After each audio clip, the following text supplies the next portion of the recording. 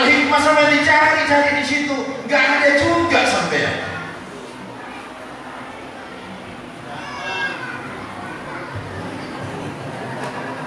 Ada di belakang bawah. Ya Allah. Di mana ada majelis Quran, begitu banyak orang yang tadarus Quran. Dicari sampai, nggak ketemu juga di situ. Di mana sampai sebenarnya?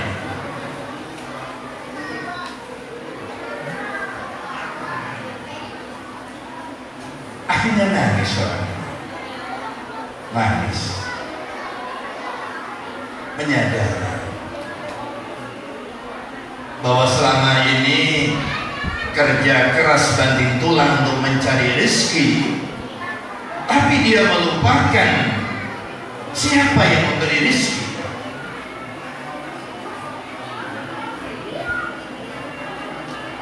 Baca istighfar, astagfirullah. Karena rata-rata banyak orang, mohon maaf, ketika sampean makan ikan bakar, masakannya cocok, sambalnya cocok, ramuannya cocok, yang pertama kali sampean ingat siapa? Ayo, jangan ada dusta di antara kita. Saya yakin sampean akan ingat yang jual. Sampai akan ingat kopinya siapa ini, yang bakar siapa ini, yang bikin sambal siapa, yang bikin racian ini siapa. Dia melupakan yang bikin ikan itu siapa, yang menciptakan ikan itu siapa, yang menciptakan cabai itu siapa, yang menciptakan lalapan itu siapa. Bahasa yang mudah dipahami. Ternyata kalau ingin sukses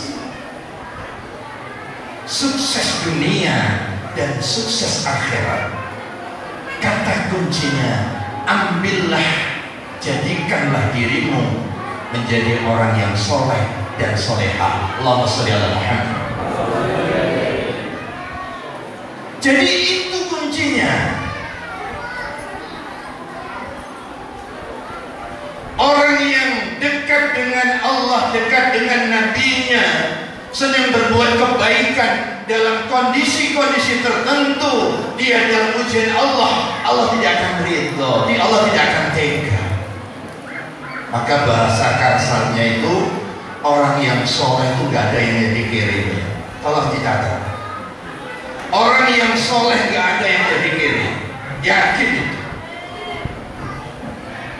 Jadi ternyata kata kuncinya, hidup ini agar kita menang dunianya dan menang akhiratnya, jadilah orang yang soleh dan soleha. Amin Allahumma amin. Dan rujukannya untuk menjadi orang yang soleh dan soleha tiada lain adalah baginda Nabi Allah Muhammad Sallallahu Alaihi Wasallam. Para bapak ibu dan saudara sekalian, ini pentingnya kita bangun karakter anak. Kita kenalkan anak kita dan kita kenalkan diri kita kepada baginda Nabi Muhammad Sallallahu Alaihi Wasallam.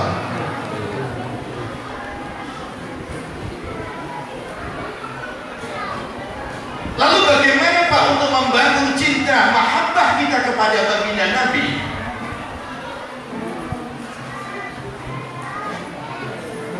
Arkanul mahabbati salasa. Bahwa rukunnya cinta, orang yang cinta itu tanda-tandanya ada 3. Yang pertama, banyak menyebut namanya.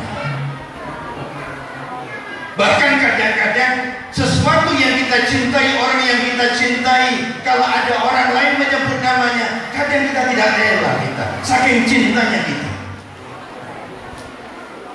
Begitu kita cinta kepada Nabi, bukti cinta kita yang pertama, banyak membaca sholawat kepada Nabi Muhammad Sallallahu Alaihi Wasallam.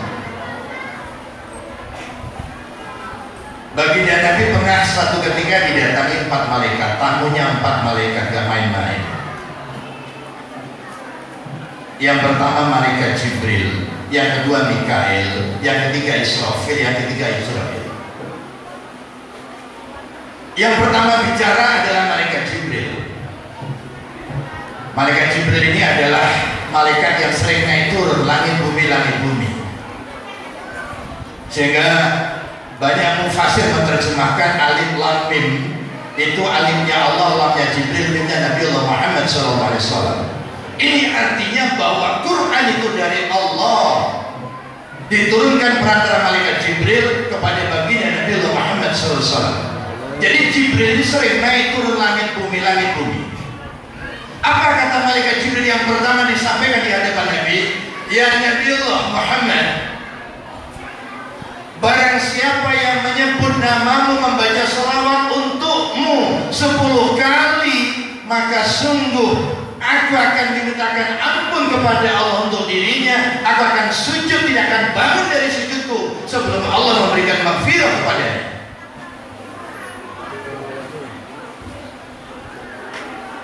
Jadi ada umatnya Nabi dibaca salawat Nabi 10 kali saja. Malaikat Jibril ini menjamin memintakan maghfirah, ampunan dari Allah dengan sujud, dan tidak akan bangun dari sujudnya sebelum Allah menurunkan maghfirah. Hidup ini sebenarnya kuncinya adalah maghfirah.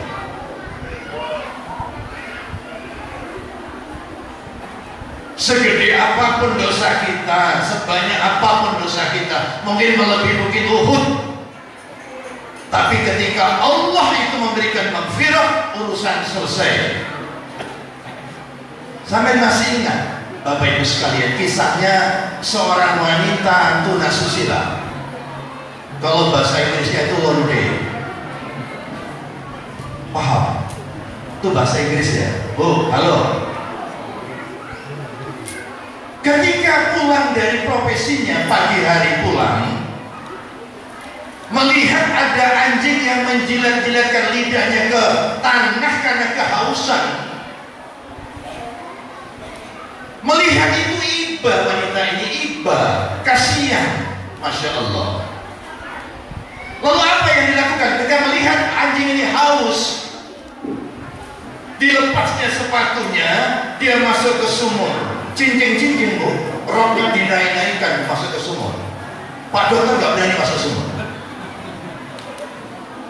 Masuk sumur, diambilnya air, pakai sepatunya, lalu dihidangkan kepada anjing, diminumnya, hausnya akhirnya reda. Lalu apa? Berkah sedekah air seorang wanita susila, tunasusila, sedekah air jadi asbab Allah turunkan rahmatnya dan mendapatkan maghfirah. Dia tinggalkan pekerjaan itu dan dia menjadi wanita solehah.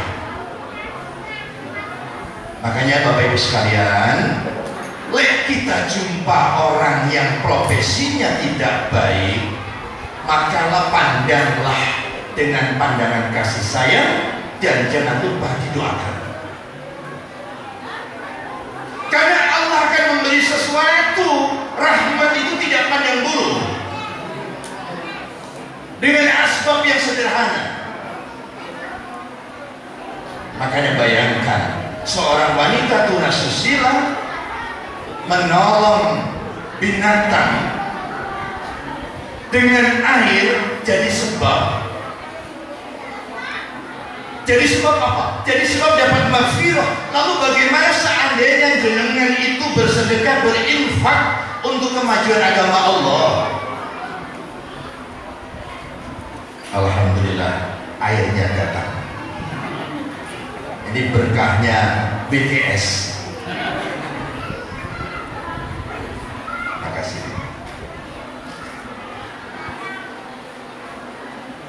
Bayangkan Bapak Ibu sekalian, orang yang sedekah awalnya dia ahli maksiat, sedekah dengan binatang jadi sebab Allah memberikan maghfirah, ampunan, dirubah hatinya. Rabbana la zid qulubana ba'da id hadaitana wa hab lana min ladunka rahmah innaka antal wahhab. Allah yang punya kekuasaan membolak-balikan hati manusia. Kita mencintai kebaikan itu karena ditolong oleh Allah. Bayangkan Bapak Ibu sekalian, orang yang sedekah kepada binatang saja jadi asbab dia menjadi penghuni surga. Apalagi kalau sedekah untuk al-hikmah, insya Allah tingkatannya surganya akan berbeda, kelasnya akan berbeda, grade-nya akan berbeda, VIP. Saya masih ingat, mungkin Pak Dr. Budi Muni masih ingat, waktu itu ada Pak Danjon 613, namanya Bapak Kolonel Bambang. Beliau asli dari Tulungagung. Ketika beliau dinas di Batalion 613, waktu itu masjidnya masih kayu, mohon maaf, papan. Akhirnya ketika saya diundang sama beliau, saya dekat sama beliau. Sering acara-acara saya diundang, saya sampaikan, dan kalau ingin ke surga naik Mercedes, ada kuncinya. Apa itu? Saya ajak jalan-jalan. Masjid itu saya perlihatkan. Karena pada waktu itu kondisi masjidnya sudah memang perlu direhab. Akhirnya betul, dalam waktu yang tidak lama direhabnya masjid itu jadi beton. Silakan kalau ketarakan sampai sholat Jumat di masjid Batalion 13. Sekarang dirombak jadi beton, dan itu bagian dari amal jariah beliau. Sekarang dia di Mabes TNI Jakarta. Jadi inilah sesungguhnya harta kita yang sebenarnya bukanlah yang ada di rekening bank, bukan ada yang di ATM, bukan ada yang di almari, bukan yang ada di dompet, bukan ada yang di saku kita. Sebenarnya harta milik kita yang mutlak adalah harta yang sudah dibelanjakan di jalan Allah. Allahumma shalli ala Muhammad.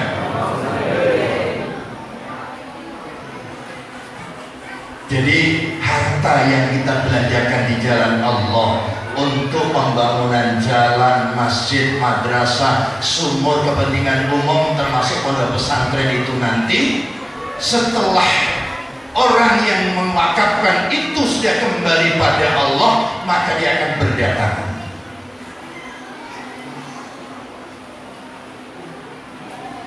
Kalau yang meninggal itu adalah seorang laki-laki, maka amal yang datang itu jadi wanita yang sangat cantik-cantik. Makanya orang di sana itu orang soleh, di alam kubur itu kerasan. Kerasan kenapa? Ditemani orang yang cantik-cantik. Kalau yang sedekah itu, yang beramal jariah itu adalah wanita, maka yang datang itu laki-laki yang cakep-cakep. Makanya di sana kerasan. Ditanya, Tuhan siapa? Saya adalah amalmu yang sampai sedekahkan hartamu untuk pembangunan madrasah al-hikmah. Lain nggak, sampai nggak yakin, sampai punya uang 1 juta, sampai serahkan Pak Waji. Pak Suwaji, saya titip amal ini untuk pembangunan madrasah al-hikmah. Titip jawabnya. Kenapa titip? Nanti akan diminta lagi, akan ditanya nanti. Makanya hati-hati juga panitia ini. Ditanya nanti. Pak Suhada, aku dulu titip sampai lo 10 miliar untuk membangun madrasah diniyah, ta'biliyah, al-hikmah. Sekarang aku minta contoh. Mana amal? Ditanya nanti, nggak sembarangan Bapak Ibu sekalian. Jadi orang yang mewakafkan hartanya, amal jariah itu cuma titip, nanti akan diminta kembali. Dan itu mutlak milik sampean. Itu akan datang menemani. Saya sampean yang sedekah di masjid, di madrasah, di jalan untuk semanisasi dan lain sebagainya. Apalagi orang yang mewakafkan jalan, ya Allah, satu hari yang melewati mamanya 100 orang, berapa banyak pahala yang sampai dapatkan. Tapi kadang-kadang itu orang untuk jalan ke politiknya bukan main. Kalau di sini nggak ada, yang ada di sana. Tapi asalnya dari sini ternyata.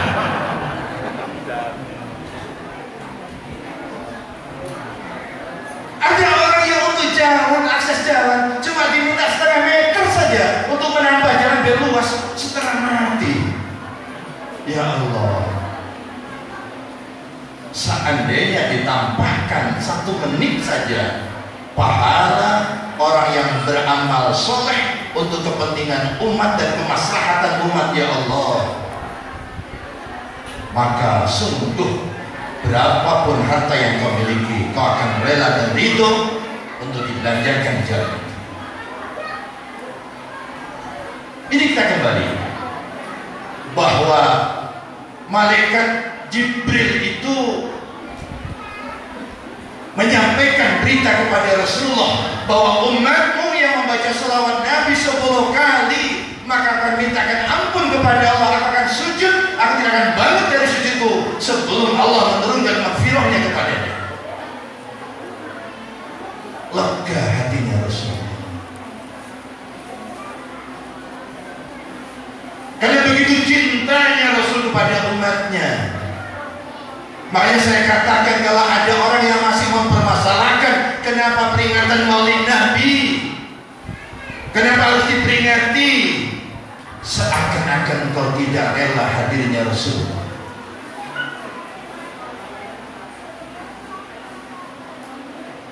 Begitu perhatiannya baginda Nabi kepada kita, begitu sayangnya baginda Nabi kepada kita, sampai-sampai beliau ketika menjelang ajal itu tiba, apa ucapan yang muncul? Ya Rabb ummati, ya Rabb ummati, ya Rabb ummati. Ya Allah umatku, ya Allah umatku, ya Allah umatku, ya Allah. Wa minhum ulama.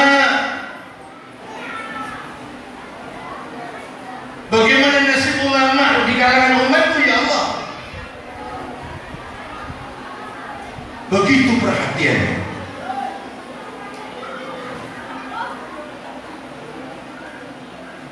Lalu yang kedua, setelah malaikat Jibril menyampaikan berita itu, mundur malaikat Jibril, malaikat Mikail maju. Ya Nabiullah Muhammad SAW, barang siapa yang membaca sholawat Nabi untukmu 10 kali, maka sungguh ketika nanti dibangkitkan dia di dalam kuburnya, aku siapkan payung dari surga, aku bimbing, aku dampingi dia untuk berkumpul di padang mahsyar, dan payung itulah untuk mengaum-aumi dirinya. Allahumma shalli ala Muhammad. Jadi nanti ketika hancurnya alam semesta ini sudah terjadi, semua rata, semuanya hancur, maka ada fase yang kedua, akan turun hujan yang seperti susu,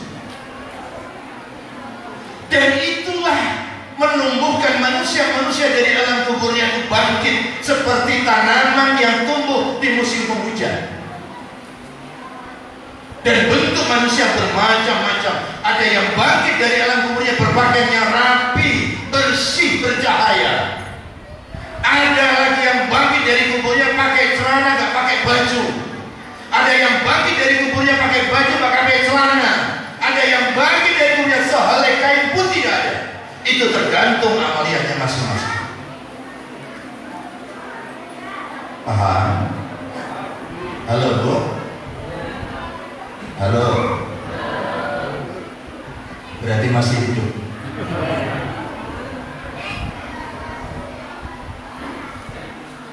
Jadi orang nanti malaikat Mikail akan membawakan payung dari surga, akan dipayungi. Suasana yang mencekam, panas begitu terik.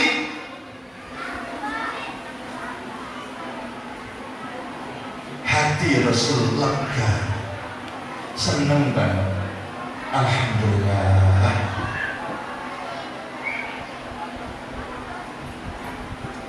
Lalu yang ketiga, setelah Jibril, Mikail, Israfil, ya Rasul, barang siapa di antara umatmu yang membaca sholawat kepada Nabi, sholawat untukmu 10 kali, maka sungguh ketika melewati Shiratal Mustaqim nanti dia nggak pakai kakinya, tapi gendong di bahu. Masih ingat lagunya bangun tidur, tidur lagi? Siapa itu? Siapa? Mbak Surip ya? Ada namanya Mbak Surip di sini? Panjang umur Pak Surip. Alhamdulillah, murah rezeki, usaha yang lancar, sukses dan barokah.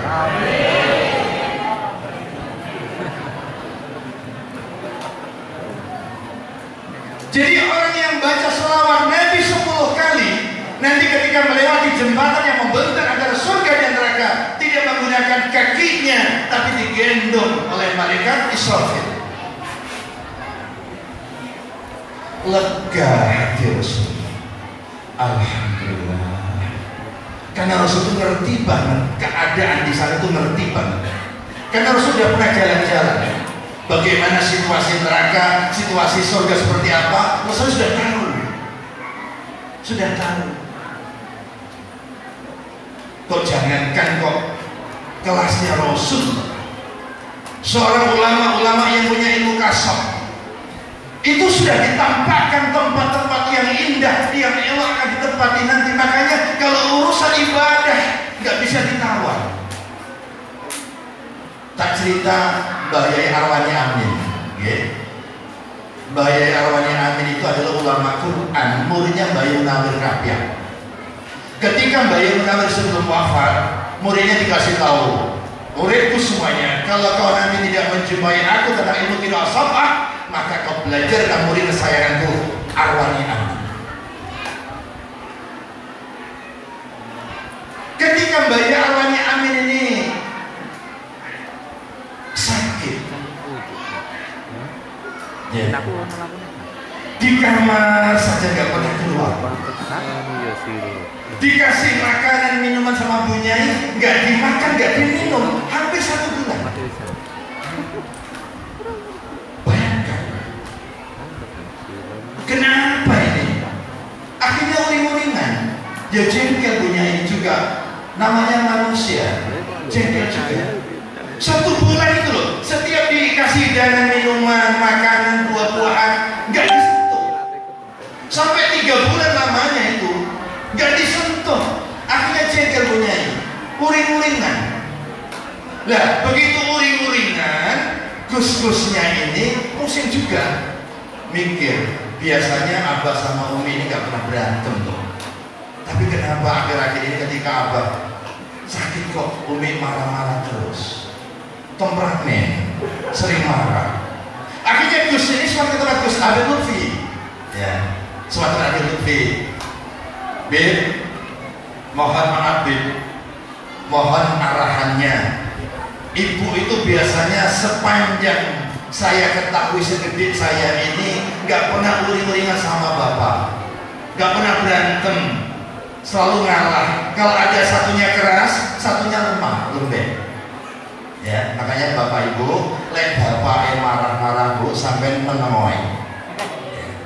Itu pahala sampai banyak, itu pahala tanpa modal. Begitu juga bapak lek ibu yang murid-murid sampai menengoy, itu pahala tanpa modal. Murid-murid sudah 3 bulan ini uring-uringan terus. Akhirnya Habib Lutfi diam sejenak. Setelah diam sejenak, oh iya, pantas Gus, pantas Gus, pantas. Jadi abahmu itu setiap hari didatangi bidadari dan disuapin bidadari. Masya Allah, bayangkan. Jadi Mbah Yai Muhammad Arwani Amin itu setiap hari dibawakan makanan dari surga dan dan dibantar oleh bidadari, disuapi bidadari. Ternyata Bunyai Arwani itu melihat, beliau punya ilmu kasaf, ngerti kalau suaminya itu ternyata di sampingnya ada gadis-gadis sakti. Ya pantesan Gus, pantesan ibumu itu punya ilmu kasaf. Ibunya bisa melihat bahwa sebenarnya abahmu itu setiap hari itu diantar makanan dari surga dan disuapi oleh bidadari-bidadari cantik. Bayangkan sekelas Ibu Nyai Arwani Amin, Mbak Yai Arwani Amin, seorang ulama Quran, muridnya Mbak Munawir. Kayak gitu, Masya Allah.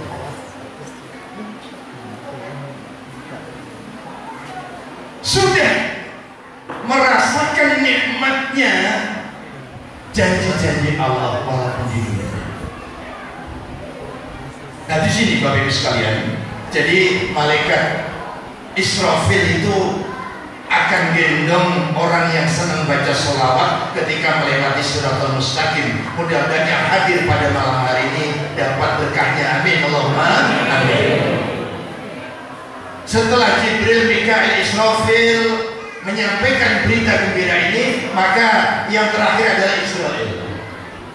Ya Nabiullah, barang siapa di antara umatmu yang baca selawat untukmu 10 kali, maka ketika nanti ajal tiba, aku cabut ruhnya dengan sehalus-halusnya seperti aku mencabut ruhnya para nabi dan rasul. Allahumma sholli ala Muhammad. Yang senang baca selawat Nabi, insya Allah nanti kalau sewaktu-waktu ruh itu dicabut, maka lemah lembut seperti dicabutnya ruhnya para nabi dan rasul.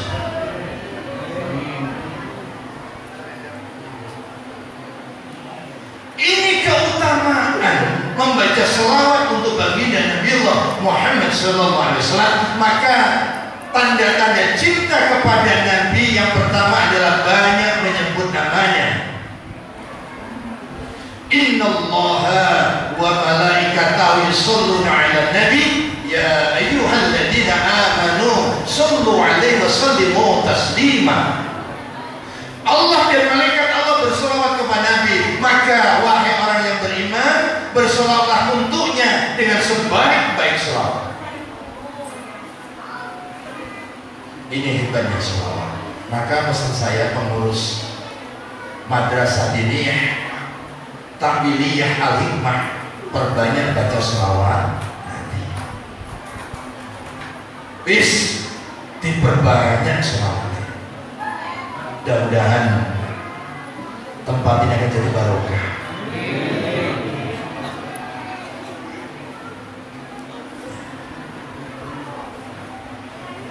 Ini satu keistimewaan orang-orang yang membangun hatinya cinta kepada Nabi. Maka yang pertama anak-anak kita kenalkan dulu bagaimana mencintai Rasulullah.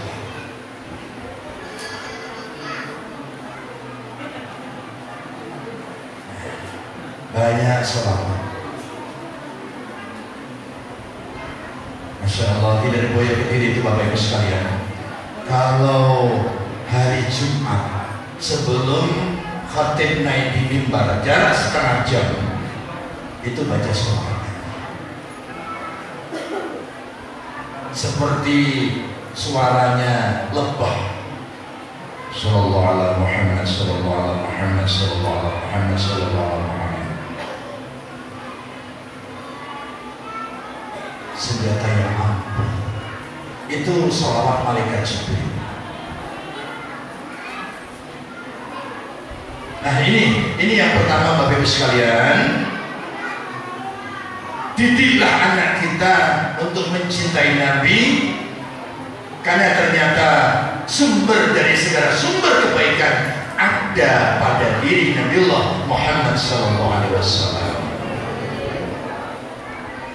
Itu sebabnya persoalan dunia ini akan bisa diselesaikan dengan baik.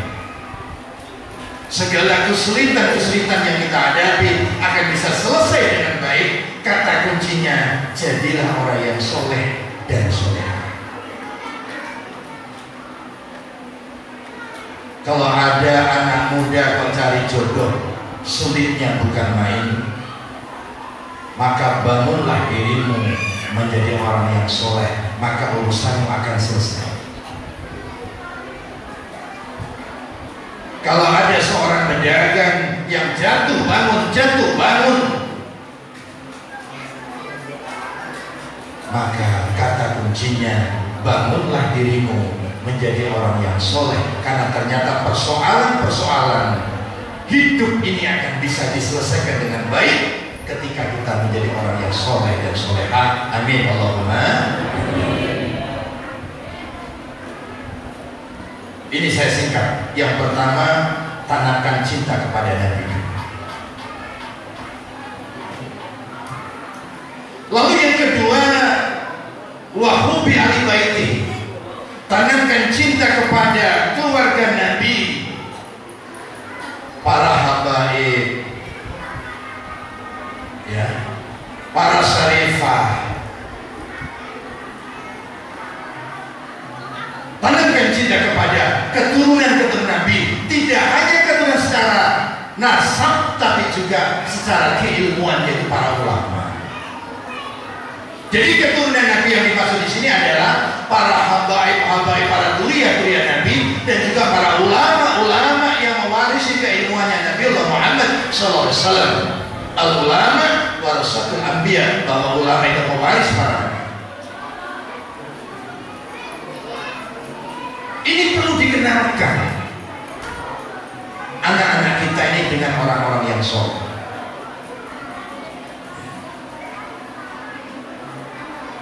Dikenalkan dengan kiai, dikenalkan dengan ulama-ulama, dengan habaib, dengan tokoh-tokoh agama. Karena ternyata orang yang mengenal orang-orang yang soleh, al-mar'u ma'aman ahmad, orang nanti akan dikumpulkan bersama dengan orang-orang yang dia cintai. Ini penting anak-anak kita. Kalau begitu kita kenalkan makna dari wahubi ahli baiti adalah anak kita kenalkan dengan ulama-ulama, para habaib. Artinya di samping kenal orangnya, sosoknya, juga mau mencari ilmu darinya.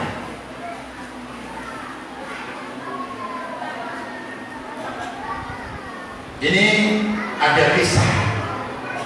Mungkin Bapak Ibu kenal nama yang masyhur, Imam Abu Hanifah. Kenal Bapak? Nama itu masyhur. Seorang ulama ahli hadis. Imam Abu Hanifah ini sejarahnya, beliau itu adalah putra dari saudagar kaya raya. Namun dengan ketekunan untuk mencari ilmu, yang pada akhirnya Imam Abu Hanifah ini masyhur, seorang ulama yang keilmuannya itu diakui dunia. Sampai beliau punya madrasah, punya santri banyak. Dan ada salah satu santrinya Imam Abu Hanifah, itu anaknya fakir.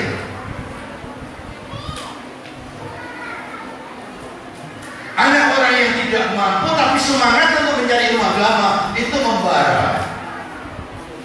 Jadi inilah yang akhirnya disayang oleh Imam Abu Hanifah. Rumahnya dengan pesantrennya itu agak jauh. Setiap hari pulang pergi, berangkat pagi, pulangnya sore. Setiap hari duduk istilahnya. Sampai bertahun-tahun sehingga ilmunya, gurunya banyak yang diserap. Inilah riba ulama-ulama itu belajar agama tidak hanya satu tempat, ya. Tidak hanya satu tempat. Mbah Hashim Asy'ari itu belajar agama dari mana? Banyak tempat, ya. Pernah di Siwalan, pernah di Kediri, pernah di Syekh Penakhlil Bangkalan, pernah di Langitatul Badai Muhammad Nur era itu. Terus rihlah ke Mekah. Banyak guru-guru beliau mencari ilmu tidak hanya satu tempat, berpindah-pindah tempat untuk kematangan keilmuannya.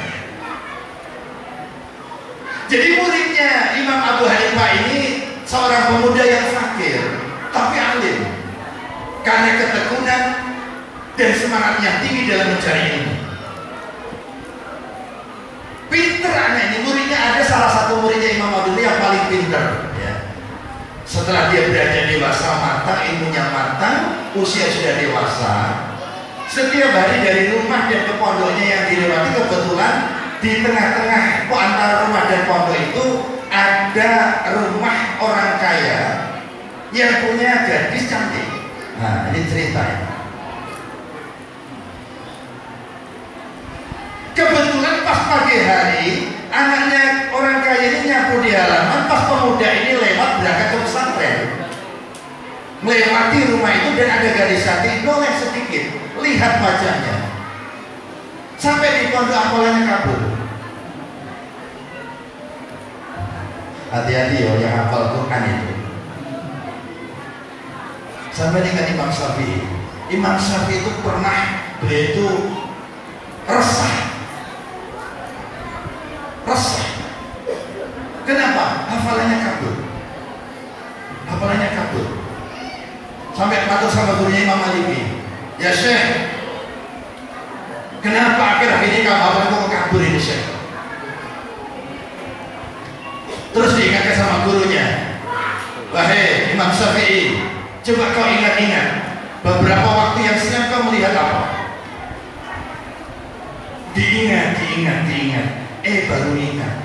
Pernah beliau waktu jalan Imam Syafi'i melihat betisnya wanita cantik. Kepalanya kabur. Coba lah sampai nggak lihat betisnya ya. Kabur. Lah pemuda ini terkenal pintar dan cerdasnya, kok hafalannya kabur? Materi yang diberikan sering kacau. Akhirnya ditanya, nah, kenapa akhir-akhir ini kok hafalan kabur, tugas-tugasmu kekacau semua di madrasah? Ada apa? Baru cerita, guru mohon maaf, akhir-akhir ini separuh jiwa ada di sana. Ada di mana separuh jiwa? Ada di satu tempat antara rumahku dan pesantren ini, Bu. Siapa dia? Ada anak gadis yang sangat cantik, Bu. Aku sekali melihat hatiku terpaut. Gara-gara ini hafalanku sering kabur, Bu. Tugas-tugas sering gak aku selesaikan karena separuh jiwaku selalu mengingat dia. Kalau kayak gitu, kau lamar dia. Sama gurunya malah diajari jembar. Kau datangi lamar dia. Baik guru. Betulan. Besoknya izin gak masuk ke madrasah, ke pondok, ngelamar gitu. Begitu ngelamar, apa jawaban dari orang tuanya? Saudagar kaya itu, mohon maaf nak, lamaranmu aku nerima juga tidak, nolak juga tidak. Kenapa? Tuhan, kok demikian? Iya. Apakah kamu mampu memberi mahar putriku 30 dirham? Deg-degan. 30 dirham permintaannya. Dan ini pemuda yang fakir. Akhirnya apa? Kembali pulang, sampaikan ke tempat gurunya Imam Abu Hanifah. Guru, lamaran saya kata orang tuanya diterima tidak, ditolak juga tidak, karena persyaratannya 30 dirham, aku belum punya duit, Bu. Oh, kalau kayak gitu solusinya gini, kau coba cari pinjaman dimanapun kau dapatkan, cari pinjaman 30 dirham. Betul, nekat. Cari pinjaman dapat. Begitu dapat, datang lagi ke tempat orang tuanya gadis cantik ini, nyampaikan, aku siap Tuan untuk melamar putrimu, mempersudi putrimu dengan mahar 30 dirham. Ini uangnya sudah siap. Saudagar ini bangga, senangnya bukan? Alhamdulillah punya calon menantu yang kaya, pinter lagi, alim lagi. Padahal duit utang.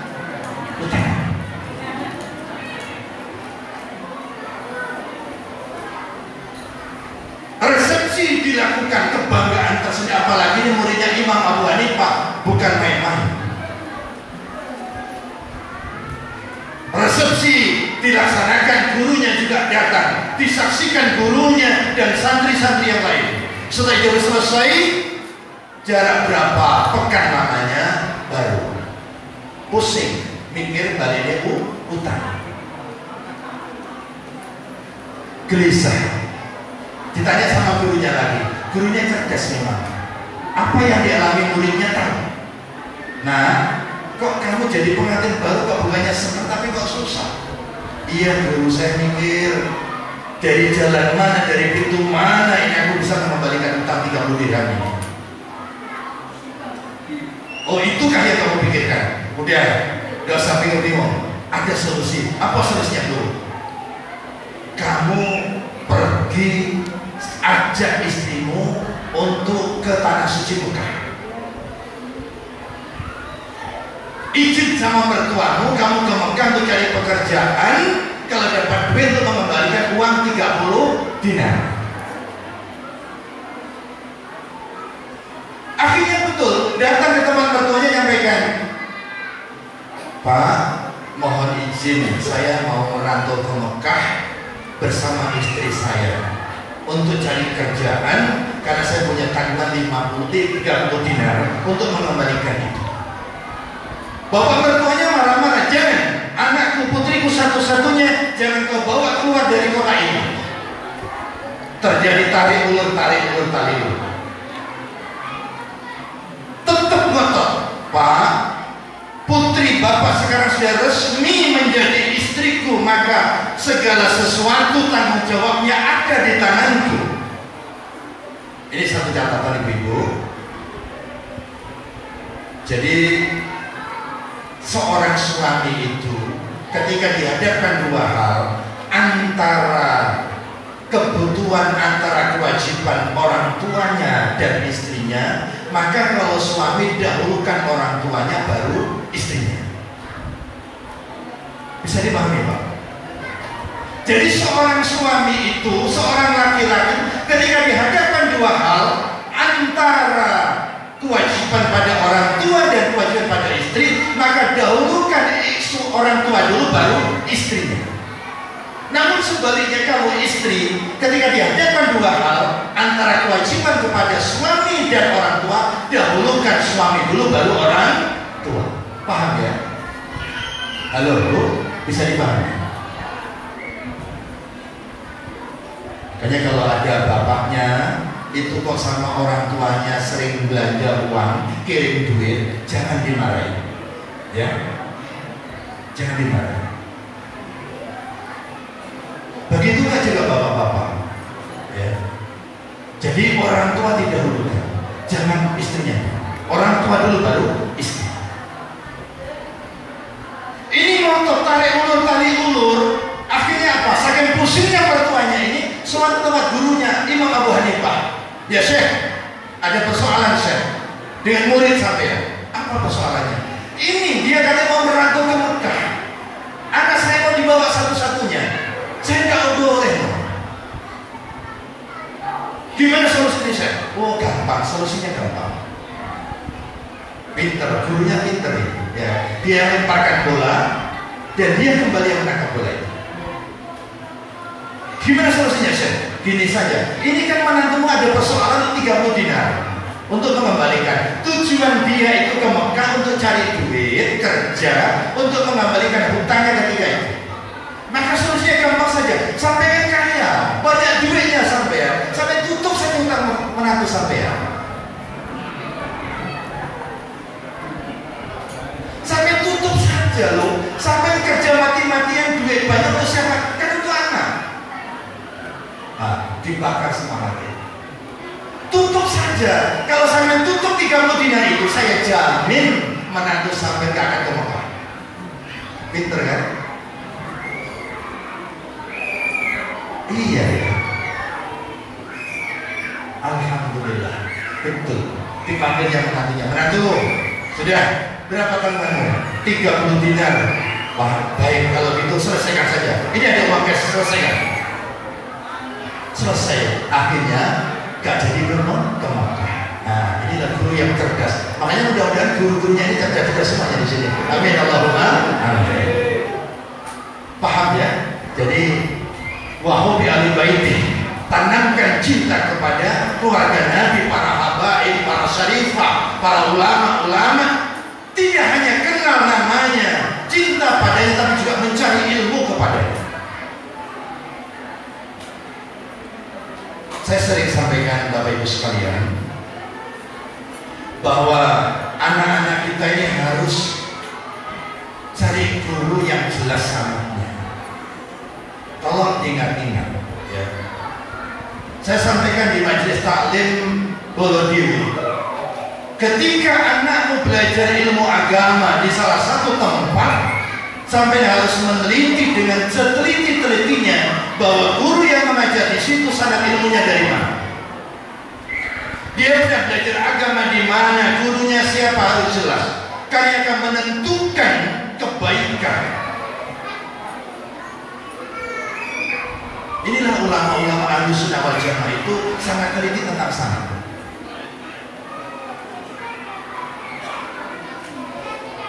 Lalu ketika anak-anak kita ini mencari ilmu di ulama-ulama siapapun dia, mungkin kalau di Makassar, mungkin di Al-Khairat, mungkin di DDI, atau mungkin di Martapura, di Al-Falah, atau mungkin di Jawa, atau mungkin di NTT NTB, menyebar pesantren-pesantren ulama-ulama besar di situ. Untuk mendukung keberhasilan anak-anak kita di pondok belajar ilmu, jangan lupa dihadiahi Fatihah. Ya Pak, sampai nilai-nilai dihadiahi Fatihah. Anaknya mencari ilmu dimanapun, mungkin masih kuliah di Unhas, mungkin di Unmul, mungkin di Unisma, atau mungkin di Unibro, mungkin di Undip, mungkin di ITS, atau mungkin di UPT. Jangan lupa setiap sebelum tidur hadiah Fatihah.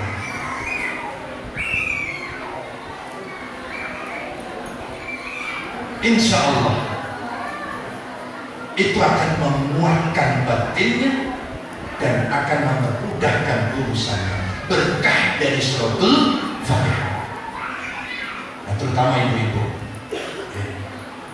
Sampai dulu itu pernah bersenyawa dengan anak-anak, maka doa sampai sangat kuasa. Anaknya 10 sampean 10 kali Fatihah. Setiap anak satu Fatihah. Jangan dijamak Pak. Jangan, satu-satu. Sampai punya anak 7, berarti 7 Fatihah setiap hari. Anak sampai 10 Fatihah setiap hari. Dihadiahkan pada anak-anak agar dia kuat imannya dan kuat ilmunya. Nah, ini yang kedua, wa hubbi ahli baiti. Kenalkan anak-anak kita dengan orang-orang yang soleh. Di samping kenal juga untuk mencari ilmunya. Yakinlah dengan seyakin-yakinnya bahwa orang-orang yang soleh hatinya, maka dunia dan akhiratnya akan bisa dia pegang. Ini yang kedua. Lalu yang ketiga, wa qiraatil Quran. Ajarkan anakmu untuk bisa baca Quran. Saya sering sampaikan, anak-anak kita ajari dia membaca dan menulis dari kanan ke kiri. Setelah itu ajarkan dia membaca dan menulis dari kiri ke kanan. Renungkan yang dalam-dalam. Maka sering saya sampaikan, ibu-ibu, bapak-bapak, kalau punya anak kecil, sebelum dia diajarin Fatihah sama guru ngajinya atau kiainya, ajarkan sampai dulu yang ngajarin. Jangan keduluan sama ustaz atau gurunya kiainya, jangan. Sampai rugi sampai. Kalau anak suratul Fatihah sampai dia ngajarin, maka setiap dia sholat membaca suratul Fatihah sampai dapat percikan kebaikan. Ini ilmu ini. Jadi anak-anak kita yang kecil-kecil itu sebelum dia baca Fatihah, hafal Fatihah kepada guru ngajinya, sampai dulu yang ngajar. Untuk kefasihan dan pemahamannya serahkan kiai atau gurunya. Tapi untuk awalnya sampai harus ambil. Jadi ketika yang dibangun pada anak kita, generasi kita, ajarkan anakmu yang pertama bacaan dan tulisan dari kanan ke kiri, setelah itu tulisan dari kiri ke kanan. Artinya menulis membaca tulisan Arab dan ini tulisan Latin. Anak-anak harus mampu menguasai dua-duanya.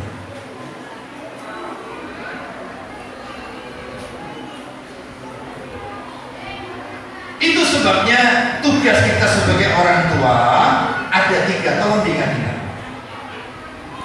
Yang pertama, memperjuangkan agar anak itu menjadi anak yang soleh. Yang kedua, memperjuangkan agar anak itu menjadi kuat ilmunya dan kuat agamanya. Dan yang ketiga, memperjuangkan anak agar anak punya adab. Adab itu di atasnya ilmu. Maka Imam Syafi'i itu belajar adab 20 tahun, belajar ilmu 10 tahun. Sampai bayangkan, Masya Allah. Makanya kalau dia pesantren, begitu gurunya, kiainya itu datang, semua berdiri merunduk. Coba kalau zaman sekarang, mohon maaf, beri maaf, di sekolah-sekolah yang formal, bukan pesantren, itu kalau ketemu gurunya, ya sudah biasa saja. Tapi coba kalau di pesantren, begitu melihat gurunya, kiainya itu lewat atau jalan, semua tidak ada yang berani duduk, tapi semua berdiri sambil merunduk. Itu adab. Tidak akan bisa kita ketemukan itu kecuali di dunia pesantren. Maka ini 3 hal yang diperjuangkan untuk anak-anak kita. Yang pertama yang harus kita perjuangkan, anak-anak menjadi anak yang soleh. Yang kedua, kuat ilmunya. Yang ketiga, dia punya adab. Mungkin berita yang akhir-akhir ini booming adalah seorang nenek yang sama anaknya dititipkan di panti asuhan. Di mana? Di Magelang, ya. Masya Allah. Coba ibu renungkan yang dalam-dalam. Seandainya itu menimpa pada diri jenengan, seperti apa? Sakit atau enggak? Padahal ketika seorang wanita itu melahirkan, sakitnya ketika melahirkan anak itu seperti 20 tulang yang dipatah-patah. Pak dokter ini mungkin paham tentang dunia. Jadi sakitnya seorang ibu ketika melahirkan anaknya itu rasanya seperti 20 tulang yang dipatah-patahkan dijadikan satu. Itulah sakitnya. Ketika orang tua sudah uzur, sudah tidak bisa berbuat apa-apa, lalu anaknya menitipkan anaknya di panti jompo, ya Allah. Kenapa demikian? Itu salah siapa? Salah dua-duanya. Kita tidak bisa mutlak menyalahkan anak, tapi juga orang tuanya. Kenapa dulu anak tidak dikenalkan tentang kesolehan dan tentang adab?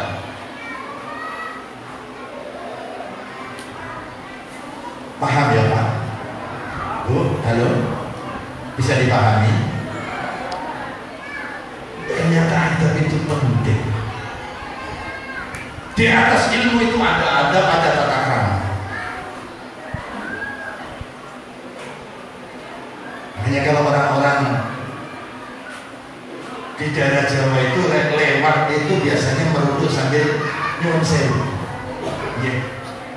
Lekne tarakan tabe, ya. Ya Bu. Ya, tabe. Tabe itu artinya apa? Permisi ya. Nah, tapi sedikit bisa ngerti bahasa Sulawesi. Tabe. Permisi. Nek orang Jawa nyuwun sewu. Ini adab loh ya, adab. Ya Allah. Dan ini perlu dikenalkan pada anak-anak kita. Belajar yang paling berharga, adab pada anak-anak.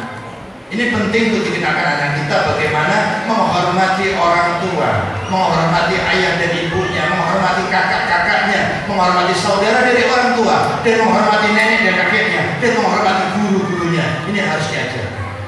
Makanya saya pesan pada guru-guru di madrasah diniyah takmiliyah al-hikmah ini, adab itu penting. Maka kita taklim jangan dilepas. Dikenalkan pada anak kita taklim.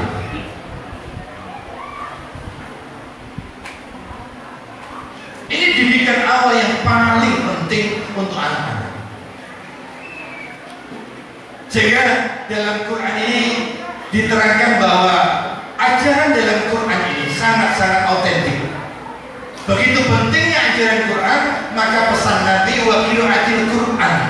Ajarkan anakmu untuk bisa baca Quran, bisa menulis Quran. Karena Quran itu mukjizat. Maka saya sampaikan, apa beda antara Quran dan koran? Kalau koran beritanya berubah-ubah, tapi kalau Quran tidak pernah berubah.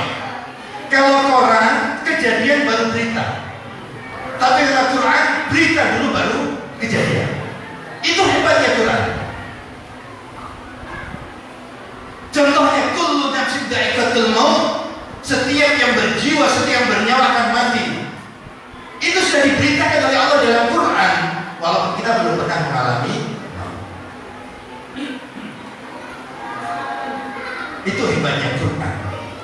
Makanya Quran ini, orang yang membaca Quran saja tanpa mengerti artinya, itu bernilai ibadah. Alhamdulillah kalau syukur-syukur punya anak atau cucu adalah yang ngambil porsi penghafal Quran. Satu orang hafal Quran jatahnya 11. Bapak, ibunya, masnya, adiknya, mbahnya dapat semua. Satu saja ada yang disiapkan untuk menghafal Quran. Maka jadi aset dengan aset orang tua yang nantinya kelak akan menyelamatkan kita, akan menempatkan mahkota di atas kita.